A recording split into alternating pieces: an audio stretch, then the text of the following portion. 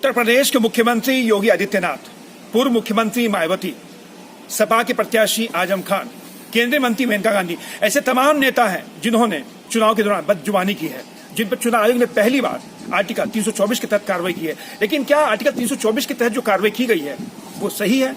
क्या इतने सही मतलब कार्रवाई करने से सब कुछ हो जाता है?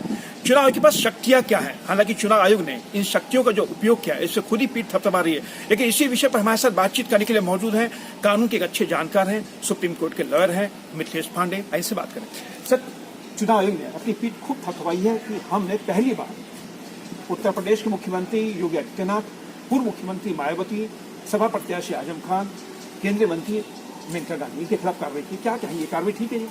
सर, ये पहली बात तो कार्रवाई नहीं है, उसको एडवाइजरी करते हैं। इलेक्शन कमीशन एक एडवाइजरी जारी किया है या एक वार्निंग जारी किया है जिसको सेंसर कहते हैं। ऐसा वो शुरू से करते आई है और आर्टिकल 324 में इलेक्शन कमीशन को खूब पावर है कि वो चाहे तो इनका इस पार्टी की मान्यता मतलब रिकॉग्नाइजेशन खत्म कर सकती है इलेक्शन कमीशन। आर्टिकल 324 और इलेक्शन सिंबल रिजर्वेशन ऑर्डर 1968 के धारा 16A में आप पढ़ेंगे, 16A धारा में लिखा हुआ है कि वो ऐसी पार्टियों को डी रिकॉग्नाइज कर सकती है, डी रजिस्टर्ड नहीं कर सकती। लेकिन आजादी के बाद से आज तक कभी ये अपने पावर का इस्तेमाल नहीं किया है। सर, क्या कहें जो नेताओं की जो बदजुबानी हो रही है इससे हमारे समाज में क्या मैसेज आता है? और कहीं ना कहीं चुनाव आयोग को जो है सख्ती क्यों नहीं करता है इनके ऊपर? अगर किसी के नेता खिलाफ, अगर किसी पॉलिटिकल पार्टी के खिलाफ कोई सख्त कार्रवाई हो जाएगी तो कहीं ना कहीं नेताओं को लिए एक कहते हैं कि नजीर साबित होगा कि अगर उन्होंने ऐसा किया तो उनके खिलाफ कार्रवाई हो सकती है। लेकिन चुनाव आयोग के पास ऐसी कोई भी पावर नहीं है। अगर मैं आपसे बात करना चाहें, आपसे जानना चाहें तो क्या पावर, क्या बस इतने से सब कुछ ठीक हो जाता है? देखिए, कोई पार्टी नहीं चाहती है इलेक्शन कमीशन मजबूत हो जाए। इसका सबसे बड़ा उदाहरण है कि Indian national Congress versus election commission of India आज से 20 साल, 10 साल, 15 साल पुराना मुकदमा है। उसमें भी उस समय की सरकार ने इलेक्शन कमीशन को पावर नहीं दिया और सुप्रीम कोर्ट को मजबूरन कहना पड़ा कि इलेक्शन कमीशन किसी पार्टी को डी रजिस्टर्ड नहीं कर सकती है। अगर उसने कुछ देशद्रोह का एक गलत फ्रॉड डॉक्यूमेंट नहीं दिया है at the time of registration तो सुप्रीम कोर्ट ने कहा कि डी रजिस्टर्ड नहीं कर सकती है। उसमें यूनियन ऑफ इंडिया ने भी यही बोला, हर सरकार यही बोलती है, क्योंकि सबको हेट स्पीच देना है, वोट को पोलराइज करना है, भाजपा को भी करना है, कांग्रेस को भी करना है। तो सारी हिमाम में नंगी हर पार्टियां हैं, अपने अपने सुविधा अनुसार करती है, कोई बुरा भी नहीं मानता। ये तो एक पब्लिक एक कॉन्सेप्ट डेवलप किया जा रहा है कि पब्लिक की ये बात गलत है, ये बात सही इतना ही करती है। चलिए सर, चुनाव आयोग ने कहा कि जो तमाम जो नेता है जिन्होंने बदजुबानी की है, जिन्होंने हेट स्पीच दी है, उनके चुनाव प्रचार पे किसी 48 घंटे, किसी 72 घंटे रोक लगाई है। क्या इस रोक के बावजूद वो नेता प्रचार करने से रुक सकते हैं? अगर वो जबरदस्ती प्रचार करते तो ऐसे में चुनाव आयोग क्या करेगा? सबसे पहले तो प्रचार की परिभाषा बड़ी कठिन है। मायावती पर रोक लग गया है, मायावती अपने घर में बैठ के बोल रही है, उसके समर्थक वीडियो पर रिकॉर्डिंग करके व्हाट्सएप पे डाल दे रहे हैं, हो गया प्रचार, इलेक्ट्रॉनिक मीडिया में आ गया। प्रचार की परिभाषा ही नहीं दिया है, कौन सा प्रचार, स्टेज पे या मंच पे या रैली पे। और फिर अगर मायावती ने कहा है कि ये दलित विरोधी है, उसे बड़ा इल्जाम लगा दिया, बीच में दलित कार्ड खेल दिया। मायावती ने इलेक्शन कमीशन को एक दलित कार्ड खेल दिया, इलेक्शन कमीशन डर गया, अब वो कुछ बोल ही नहीं रहा है। मायावती उसके बाद भी कई इंटरव्यू दी है, प्रचार कर रही है। क्या कर लेगा इलेक्शन कमीशन? क्योंकि संविधान में एक बार भीमराव अम्बेडकर ने इसको पावर दिया था 324 आर्टिकल में, और दोबारा 1968 में इसको पावर दिया गया। सिंबल रिजर्वेशन ऑर्डर एक एक्ट पास किया गया, ऑर्डर पास किया गया, वो भी ऑर्डर एडवाइजरी जैसा है। उसमें सेक्शन 16A में कहा गया कि डी रिकॉग्नाइज कर दे। हाई कोर्ट में इलेक्शन कमीशन बोलती है कि हम नहीं करेंगे। 1950/2014 का एक मुकदमा है, Mithilesh Pandey versus election commission of India. Election commission को हाई कोर्ट कह रहा है कि अब क्यों नहीं करती है राज ठाकरे की पार्टी को, राज ठाकरे की पार्टी को डी रिकॉग्नाइज क्यों नहीं करती है, हेट स्पीच करता है। बोला जी नहीं कर सकते हैं, हम उसको एक वार्निंग देते हैं।